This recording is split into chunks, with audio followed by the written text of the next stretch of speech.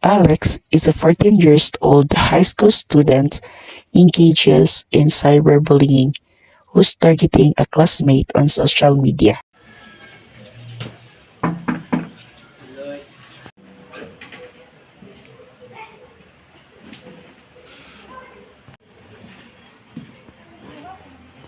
May buntag, sir.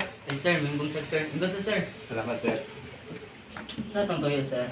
Naka-receive may reklamo, sir, about sa cyberbullying na involved si Alex. Okay, sa pag-involve na rin, sir. Si Alex, ug yung classmate, sir. Sige, sir. Ako sa ipatawag, sir. Sige, sir. Salamat. Alex, ngayon may ang hindi may nga isa ka officer na nag-report daw sa ilang na aday cyberbullying na hitabo nga ikaw daw involved og ang imong classmate. Unsa day mong gibuhat? So wala ko kabalo na sir. Daghan mo problema sir, unsang grado. Ya, kanang wala na ako kabalo kung unsang nabuhat sa iya. May buntag daw, ako din si Police Officer Dilaganar. Hindi na ako ni mga magtawag na kuya. Ikaw ba si Alex dong? Yes sir. Nada may nadawat sa office dong na about sa cyberbullying. Ikaw ba ang nagbuhat ito sa imong classmate na nag-post sa Facebook dong? Yes sir. Anong nabuhat mong tanin mo dong? Nabuhat ko na ako sir kay daghan mo problema sir. Unsang grado niya di ko kapansin sa among balay. Una nga nangita og atensyon niya sa pamagi nga ako siyang mabuli is dito ra ko makita ang atensyon niya mapansin ko sa uban.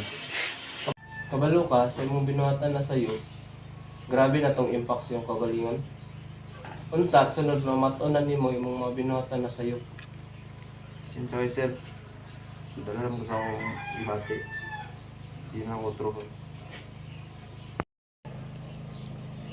Sir, pwede ba na ito mapatawag ang binikanan ni Alex? Okay, sir. Akong tawagan karon din, sir. Salamat, sir. The police officer gathered evidence, including screenshots of the harmful messages. Good morning, ma'am. Kanang gipatawag ka namo karon, ma'am, kay naay concern si police officer about sa imong anak. Kay nasiyay nabukat nga dili maayos sa iyahang classmate. Gusto mo na, sir? Ako din si Police Officer Dilaganar, ma'am. Mrs. Magallanes, sir? Ikaw ba ang parents ni Alex, ma'am? Yes, sir. Kung saan yung behavior ni Alex sa inyong balay, ma'am? Buutan ba siya or unsa ba, ma'am? Buutan man siya na bata, sir. Pero katong ni Agi, nakabantay ko sa iya na nagbago. Pero gipaliwala lang to nako kay siyempre busy sad ko pangita sa trabaho para supply sa mga needs sad. Kabalo ba ka, ma'am, na si Alex kay na-involved sa cyberbullying sa eskwelahan, ma'am? Wala ra ba, sir? Kay karon pasad ko nakabaluan na problema. Tapos si Alex ko nabuhat na nga nabutan tungkol sa stress sa balay kay usapod ko na dili ko pahatag siya sa attention kay busy ba dito sa trabaho, sir. Kini si Alex, ma'am, yung binuhatan kay nakalabag sa tulong, ma'am, sa Anti-Cyberbullying Act. Kasi nakita sir. Kung nahimo, ma'am, sabuto na lang ninyo sa parents sa katuyang nabuhatan na sala, ma'am. Kung unsa inyong maayo na sunduan sa inyong duwa, ma'am. Sige, sir, sa mga pasalamat attention kayo, sir, sa nabuhat sa kuma. Sige, ma'am, inani na lang ni ma'am. Si Alex, participate na lang sa empathy building workshop, ma'am.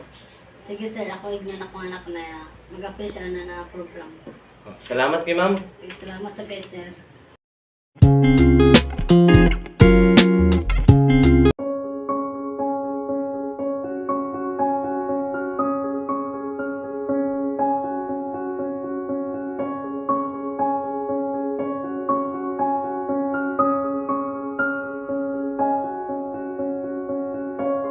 Alex, kumusta na? Nakatuon na ba ka sa empathy building workshop?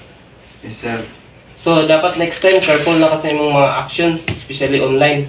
Think before you click, dapat careful na ka sa imong mga chat or i-post everything sa social media. Ayaw pag diretso chat, any harmful messages. Yes sir, di na ito mo outro sir. Remember, it's important to approach cyberbullying cases with empathy and understanding, while also holding the individual accountable for their actions. Let's continue to work together to create a safe, positive online environment for everyone.